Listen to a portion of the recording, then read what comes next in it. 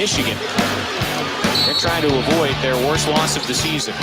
Press coming from Central, inbound to Dickinson, handoff to McDaniel. Jets his way near sideline, kick it left corner. Buff get a three for the lead. It's short, tap up Dickinson, no, got it back, shot it up there, no, tips its way to Central Michigan, and a foul as the buzzer went off. It is after the whistle, and Central Michigan knocks off the Wolverines here at Chrysler Center. There you go. Brian Bush on Learfield. Dennis Fithian with you here on the Maze and Blue Reviews, Michigan Basketball Postgame Live. Michigan dropping a game to Central Michigan, 63-61. Michigan, it's not like they've had the greatest season this year already, but this still was a very unexpected loss for a lot of ways, taking a look at it. Last game of the non-conference season for Michigan, and they're at home. And, I was just looking at the numbers heading into this one, and two numbers jumped out where I thought this one was going to be a lopsided affair for Michigan. The final score was the only thing that was going to be in question. And those numbers were one coming out from the gambling sites. Michigan was a 22-point favorite, 21.5, 22-point favorite before they jumped this one up at the Chrysler Center tonight. And then you look at those Ken Pom ratings, whatever you think. I mean, they're a nice little guide about what kind of action you're going to see and what the team looks like. It's not the be-all, end-all. Michigan entered tonight's game ranking 50th in the Ken Pom updated rankings. And meanwhile, Central Michigan limped in at 296. That's a 2, that's a 9, that is a 6. This was supposed to be all Michigan. Central had 2 wins heading into tonight of 2 teams that you probably have never heard of. But this one, after the first couple minutes, Michigan took a 7-0 lead in this game. I don't want to say it was all Central Michigan after that, but it was Central Michigan coming back and then fighting tooth and nail with Michigan the rest of the way. And, as this thing is going on, you look back at Michigan's non-conference slate and you remember that they played down at the Little Caesars Arena. They played Eastern Michigan, and that was a good game, a close game, a fun game. And, Eastern had Amani Bates, going wild in that game, but Michigan held on and they won by 5. And then they played Ohio, the Ohio Bobcats, out of the Mid-American Conference as well. In that game, Ohio had a terrible Ken Pom rating too. I thought that was going to be an easy game. And that one, Michigan almost lost. The Bobcats made an unbelievable final play to end up getting the game tied at the end and going into overtime and losing by a few points just in that one. And then comes tonight where you got a lot of questions. I would say now for Michigan, you might have had a lot of questions before this, and now you just have a lot more. And I think a lot of them are legit. Panic, I know. But, questioning Michigan, questioning, Juwan Howard, the roster. I mean, all of those things I think are fair as we sit here tonight and talk about them. So let's talk about them a little bit. You can always, if you're listening on Twitter Spaces and want to get in, go ahead. I'll take your thoughts there. You want to leave a comment or a question if you're watching this one on YouTube or anywhere else, I'll entertain any questions or thoughts that you have there. So a lot of different ways for the people to get involved. And a reminder, we're here after every Michigan basketball and a football game, talking about the maize and blue. This was a game that was on Big Ten Network Plus, meaning for me, I did not have it. I was not going to pay the $15, although I thought about it, but I didn't. The previous game against Lipscomb was the same situation, and I was going to pay for that one. And as I was sitting down thinking about doing it, I listened to the radio broadcast, and I kind of enjoyed doing that. So I wouldn't want to do it every time, but I did it again. I listened to Learfield of Brian Bush and Terry Mills on the call, and it was pretty interesting. Terry Mills in the first half. Michigan, as I mentioned, they took the 7-0 lead, but then, Central takes the lead. There's just a minute or so left of the second half. And Terry Mills says, I got to question Michigan's effort. And then he says it again. He's like, the energy was not here because of the Mays Rage, being on holiday break, Christmas break. So, we've all been to basketball games where the students aren't there, there is a drop in the energy. That is no excuse. Like, look, I'm just saying that this is what Terry Mills had to say. I mean, it's a point. The students weren't there. You have to create your own energy. Even if it was an empty building, like go back to the pandemic, you have to fire yourself up. But meanwhile, they said it was a sold out arena and you could hear the fans in there. So even if there weren't these students backing you, there still were plenty of people at the Chrysler Center. And, I keep hearing Mills talk about, they're getting out rebounded, they're getting out hustled, and they just don't have the energy. And he questions their effort. And then you go into half, and Michigan is able to get a late shot by Joey Baker to take a 1-point lead. But you're thinking, okay, the old let's scream and tear the paint off of the walls at halftime. If you're Juwan Howard, you can say, look, we're getting ready for conference play coming up Sunday. You guys better get out there and, get your ass in gear and get ready to go, or if it's going to be a long season. And that didn't happen. It was a real back and forth type affair. I'll put up, and there's plenty of people that are just listening, whether it's on the podcast or elsewhere. But I've got the notes that I take and put them up on YouTube during the game. And, Michigan has that 7-0 lead. Central comes back and they trail by 1. It was 28-27 at the half. But CMU was out rebounding U of M by 8 at the break. And that was something, especially in the offensive glass, where when you hear Terry Mills questioning their effort, saying Michigan needs energy and effort without the Maze Rage in there. And it just continued into the second half, being this back and forth affair with the Chips taking a 5-point lead midway through the second half. And you're like, are you kidding me? Is Michigan really going to lose this game? And the answer to that, as you know now, is yes. Hunter Dickinson got a free throw with 2:27 to go, and then that was it for Michigan. Central, they get the ball with 30 seconds. Bass, they're not a very good three-point shooting team, but Bass drops one in from downtown with 11.6 to go. And Michigan, if you did not hear, I was playing music over it before. Here's how it sounded at the end. Michigan on Learfield, they're trying to avoid their worst Brian loss Bush. of the season. Press coming from Central. Inbound to Dickinson. Handoff to McDaniel. Jets his way near sideline. Kick it left corner. Buffkin a 3 for the lead. It's short. Tap up Dickinson. No. Got it back. Shot it up there. No. Tips its way to Central Michigan. And a foul as the buzzer went off. It is after the whistle. And Central Michigan knocks off the Wolverines here at Chrysler Center 63-61. 3 chances. None fall, and CMU wins it. Yeah, that's it. That's how it sounded on Learfield, and as Troy indicates the feedback, it was a shocker. Jeremy saying that he has defended Juwan, but Hunter only gets 8 shots, complete malpractice. Yeah. There's something, why did Hunter Dickinson only get 8 shots? That's a good question for Juwan Howard. I'll go back to Terry Mills, who at the one point in the second half, and look, when you're talking about a home broadcast team, there's nothing against Terry Mills or Brian Bush and everything else. These guys are going to be pro-Michigan.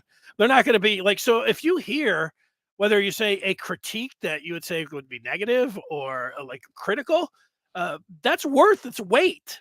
In when you hear the hometown broadcasting team saying something, critiquing the team like that. And Mills at the one point is talking about Hunter Dickinson, and he said he just didn't seem to have the lift around the basket. And this coupled with Mills saying that Michigan didn't have the energy, that he was questioning their effort, that Hunter Dickinson just didn't seem to have the lift around the basket that he normally does. It was like, was Michigan looking past Central? Was Michigan... what have they been doing? This team taking a look at them, and I don't know, living off the name on the front of the jersey. Jeremy indicating that this team doesn't play defense. They don't feed their best player. That's on Juwan. Yeah, where they're at right now, you can say it's on Juwan. That's fair.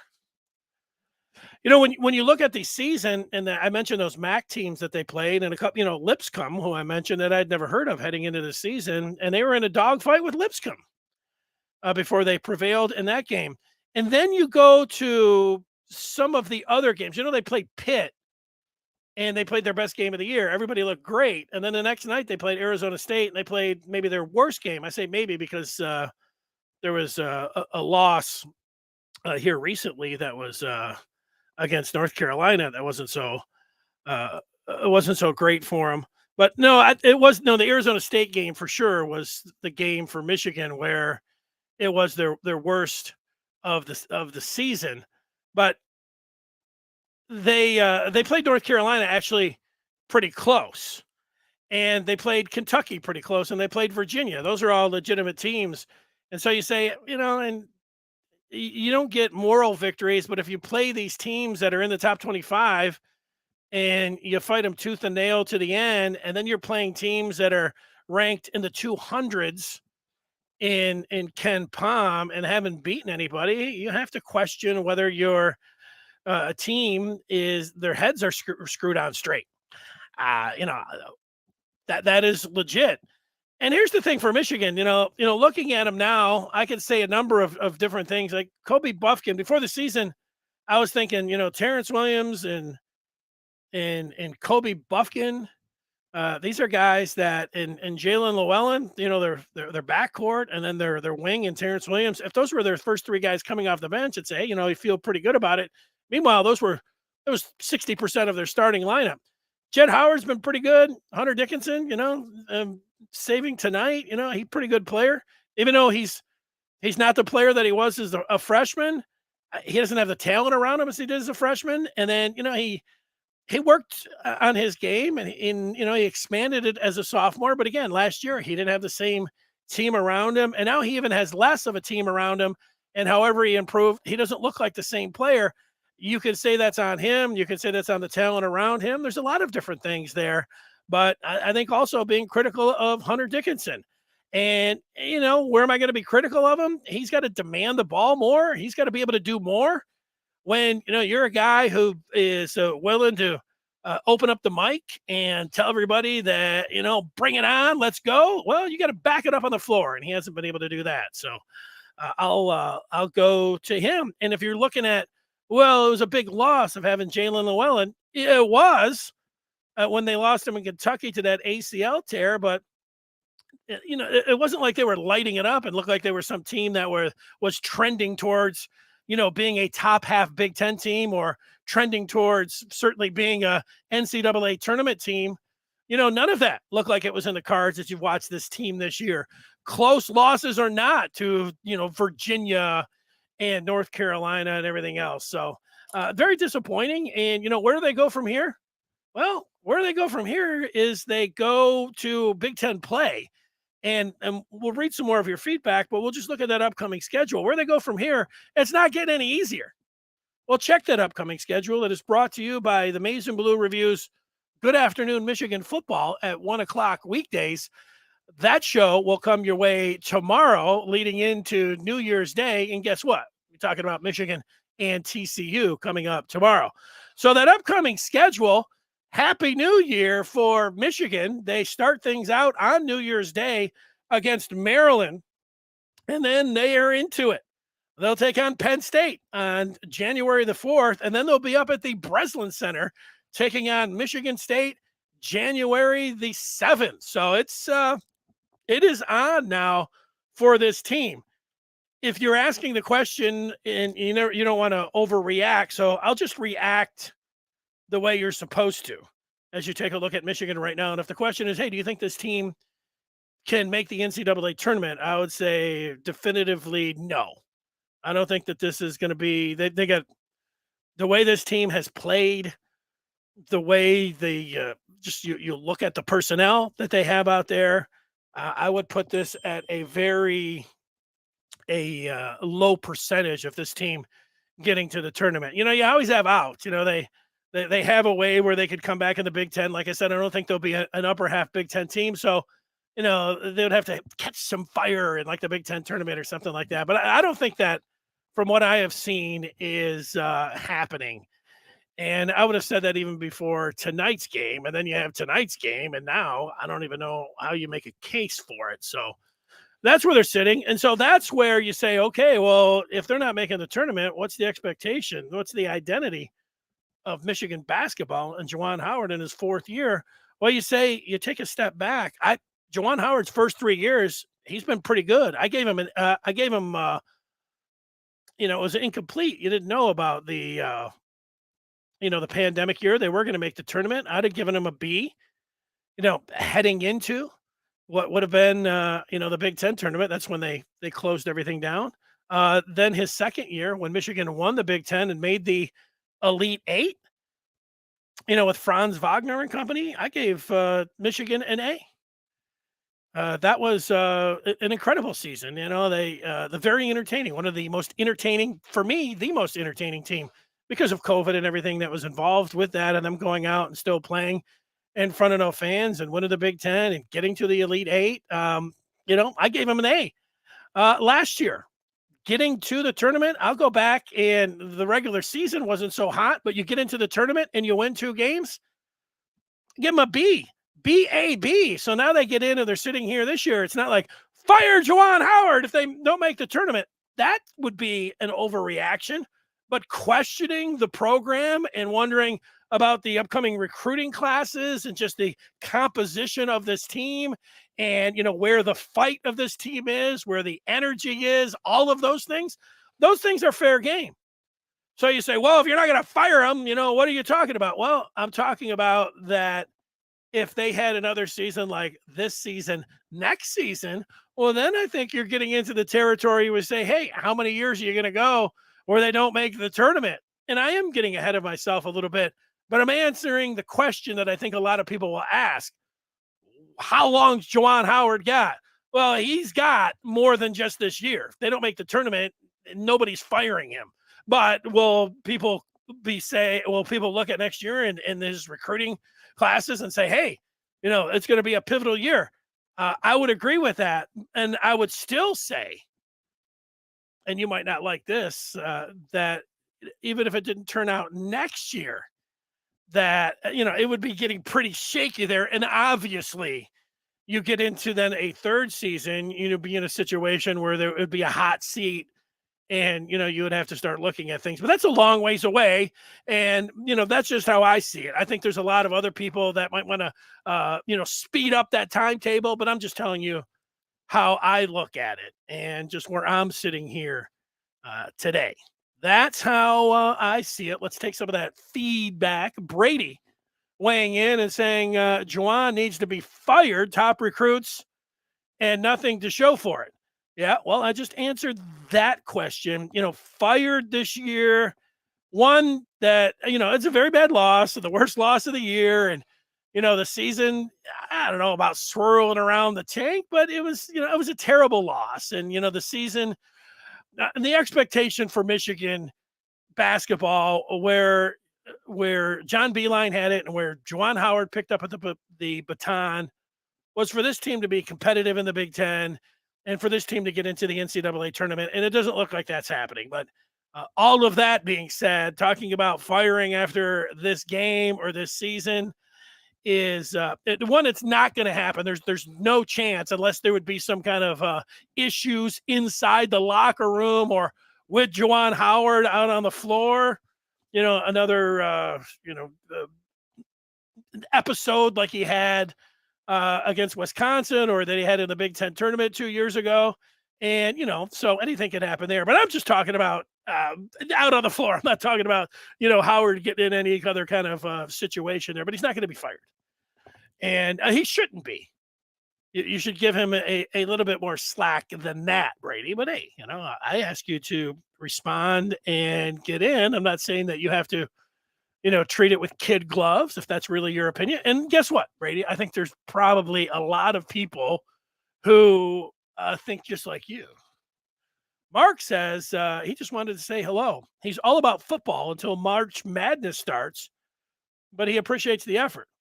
Yeah, well, March Madness, I mean, this is kind of Michigan's March Madness right now. It is maddening. How about December Madness? Jeremy, you play those top teams tough, but lose at home to a 4-8 team. It makes no sense with one of the best college players who doesn't get touches just unreal. Jeremy continues on and says, as a guard who played high-level college guard, he hates throwing it into the post. Juwan needs to tell guards that Hunter needs to get the ball or they're going to the bench. We'll see what Juwan has to say about Hunter getting those limited touches after the game. Chuck weighing in, saying the hard question is, did he coach Beeline's players well, but his own players have been lackluster? Yeah, I understand how people do that. That's not really my thing. I think like in any sport, sure. I mean, you have to recruit and you have to have your own, but the whole idea like that he won with Beeline's players and now he's not winning with his own players.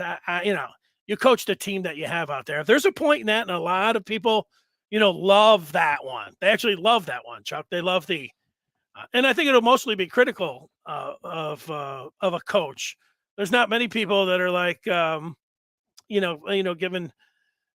pats on the back or anything to somebody that takes a team, and if it was the players of the coach before, and he has success with them, just giving the coach credit. I'm going to give a coach credit for the seasons that he has, despite if it was a previous coach's recruits or not.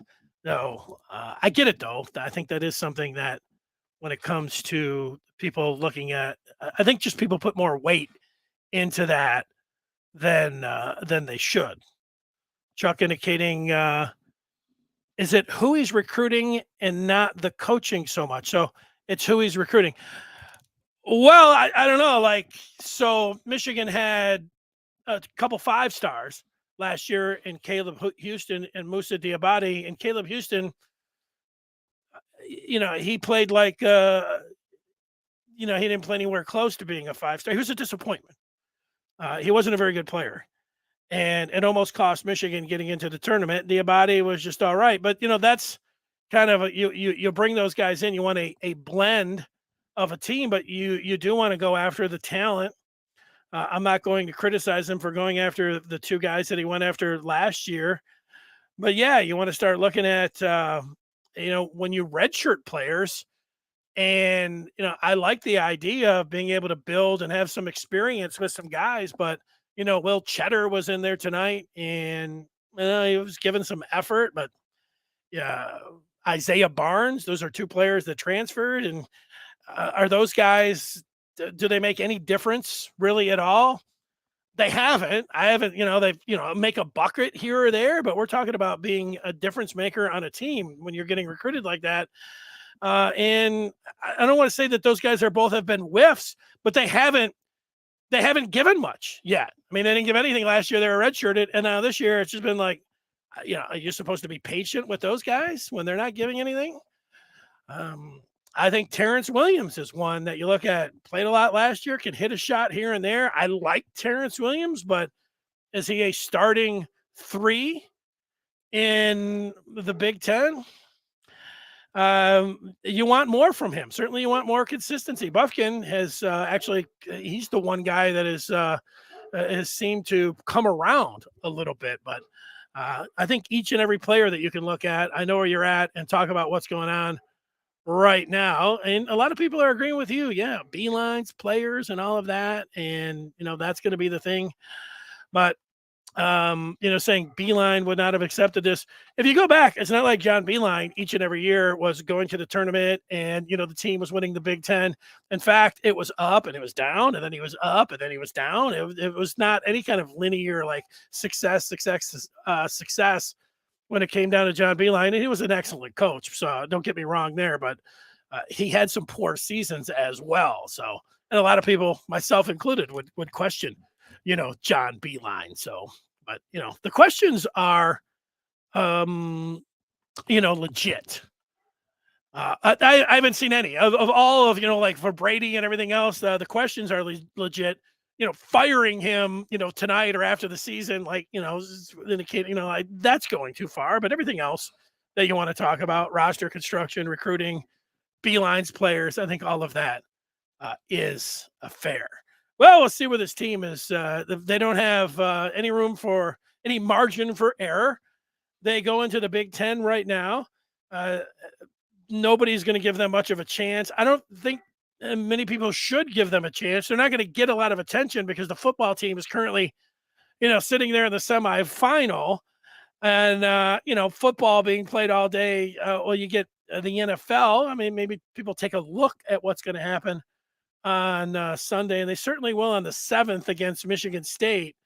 So you get a little cover if you're the basketball team right now because of the football program. But people are going to have something to look at after Saturday and before the national championship game for Michigan coming up on the 8th. So I'll take 2 more on the feedback, and I could sit here all night. It's good to have people in talking about Michigan basketball. Unfortunately, not in the way that you would like tonight if you're a Maize and Blue fan, but we can't do anything about that. Brady says he thinks Juwan needs to stop getting into fights and work on his team. I think that's fair, Brady. Take a shot at him here if that's what that was. Chuck says, I don't think Howard is accepting it either, but the effort like tonight, the kids better be looking in the mirror. Nobody from Central was even recruited, I'm sure, by Michigan. Yeah, Chuck, tonight was a brutal game. Brutal. Troy's saying maybe Juwan should focus on building a team and forget about these 5 stars who didn't do much for their team anyways. Have the coach B approach. Yeah, well, if you're asking me, you need to go after top talent. I think you need a blend of get some 5 stars. How about hitting the portal? Look at Juwan Howard's struck gold in the portal, getting Mike Smith and Shawnee Brown. Devontae Jones last year looked like it wasn't going to work out all that well, but Jones got a little bit better, and maybe Llewellyn would have been on that same trajectory. But so you need to hit the transfer portal. You need to do well there. That's why I like the idea of even redshirting some players, so then you can get some older players, some homegrown players. But you need to get more from those guys. I mean, redshirting them's great, another redshirt freshman, but you can't just wait around until they're seniors or upperclassmen. You're going to need something from them. They're not getting enough from them. So I'll put it like this: tonight is going to be one where a brief spotlight is going to be on Michigan and Juwan Howard because just of how bad this game was. And I think it takes the expectations that weren't high already for this team, and it's going to lower it. And it's going to be a tough season now with a non-conference. You go in phases. You got the non-conference, and now you have the conference, and then you have the conference tournament, and of course the NCAA tournament.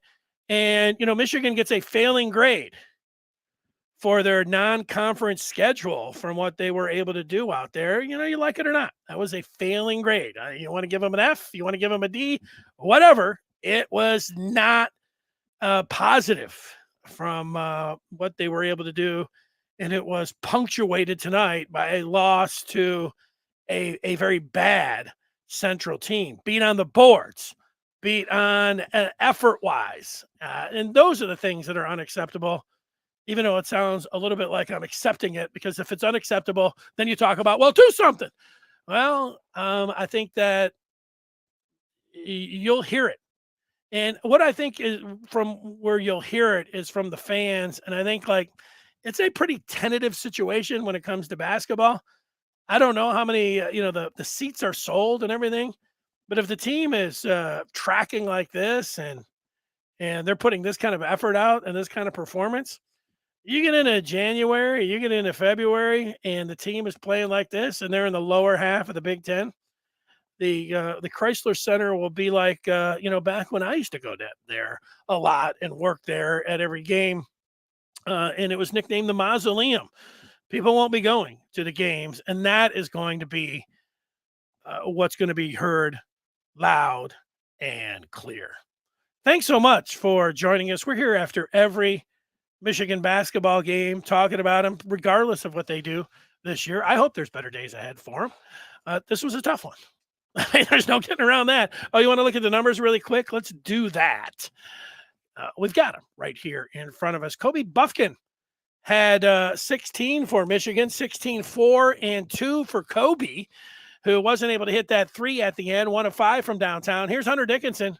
Not the kind of night that you want to see from your big man. 13 points, 6 boards, and 1 assist for Dickinson. Jet Howard had 12 points on 4 of 14 shooting, 3 of 11 from downtown. That's not getting it done. The freshman point guard, Doug McDaniel, 10, 2, and 4. T. Williams, as a starter, 2 points for TW2. Got to do better. The 2 is not supposed to be for 2 points. 2 points, 5 boards, and an assist. The bench, Michigan has not got much from its bench this year. Joey Baker had a big bucket right before the half to give Michigan the 1-point lead, but that was it for Joey Buckets. Terrace Reed got in there and got himself a deuce. Jace Howard, a deuce. Cheddar, the redshirt freshman, 1 point, 3 boards. Barnes played, did not score. And that's it. It's not a nice box. Not a nice box score. Not a nice game. But it's not a spin. What's the positive part? Well, you turn the page to a new year. You turn the page to the conference season. It's a new life. You don't have many expectations. It's them against the world. So we'll see how they respond. And their next game is coming up on Sunday when they host Maryland. We'll see how the Wolverines do and react. Starting out 2023. I almost misspoke and called it 22. 23. That's what they say. What is 2023 have in store for the maize and blue on the hardwood? We'll find out. Thanks so much for watching. If you're a football fan, join us tomorrow at 1 o'clock. We will be talking about Michigan and TCU. Michigan talked a lot today in Tempe to the assembled media. We'll sift through all the best stuff. We'll talk about it, and we'll preview the college football playoff game against the semis, against the Horned Frogs, 4 o'clock coming up on Saturday. Until tomorrow at 1, or just a basketball fan on New Year's Day. We'll see you then. Thanks for watching here on the Maize and Blue Review of Michigan Basketball Postgame Live. Talk to you soon. Bye.